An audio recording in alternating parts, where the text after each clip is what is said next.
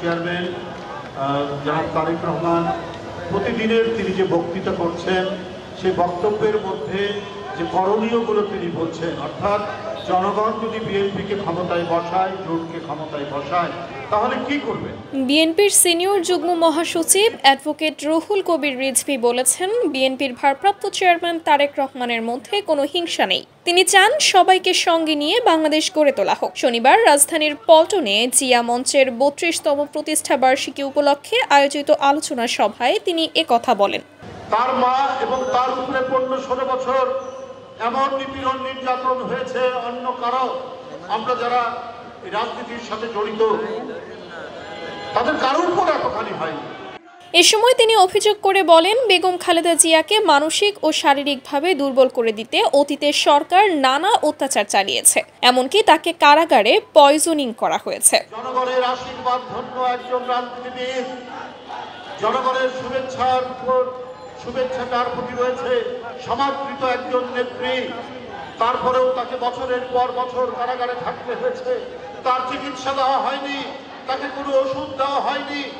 জনগণ সন্দেহ প্রকাশ করে শেখ হাসিনা কারা কর্তৃপক্ষের মাধ্যমে তাকে পয়জনিং করেছে কিনা, তার ওষুধের মধ্যে বিষ দেওয়া হয়েছে কিনা, এইটা নিয়ে আজকে মানুষ সন্দেহ পোষণ করে। কারণ যে মহিলা সুস্থ ছিলেন, কারাগারে নেওয়ার সময় তিনি হেঁটে গেলেন কারাগারের ভিতরে, সবাই দেখেছে, টেলিভিশনে দেখেছে, সেই মহিলা আজকে বারবার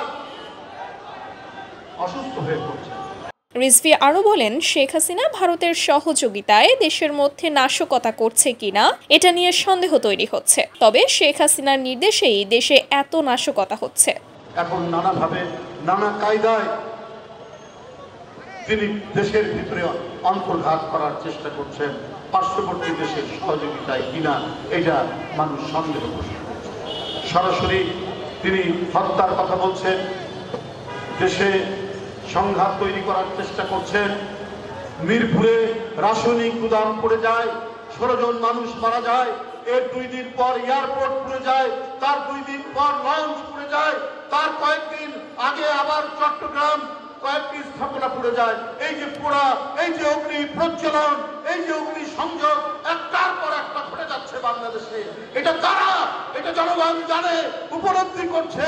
রাজনৈতিক দলগুলো সম্পর্কে রিজভী বলেন, অনেকে গায়ের জোরে অনেক কিছু করার চেষ্টা করছে, যা দোসরদের মধ্যে আচরণ। মানুষ গায়ের জোর পছন্দ করে না, জনগণের রায় নিয়েই আইন প্রণয়ন করতে হবে। কিছু কিছু আলামত আমরা দেখতে পাচ্ছি দোসরদের মতো, গায়ের জোর দিয়ে সবকিছু করতে চাচ্ছে। তো ডক্টর ইউনূস সাহেবের আমলে তো গায়ের জোর থাকার কথা না, মানুষের কণ্ঠের স্বাধীনতা থাকবে, কথা বলার স্বাধীনতা থাকবে। এই স্বাধীনতা মানুষ ভোগ করবে এবং জনগণের ইচ্ছা এবং জনগণের কাছে জবাবদিহি করে আইন প্রণয়ন করবে। Sumaiya Snigdha, Daily Our Bangladesh.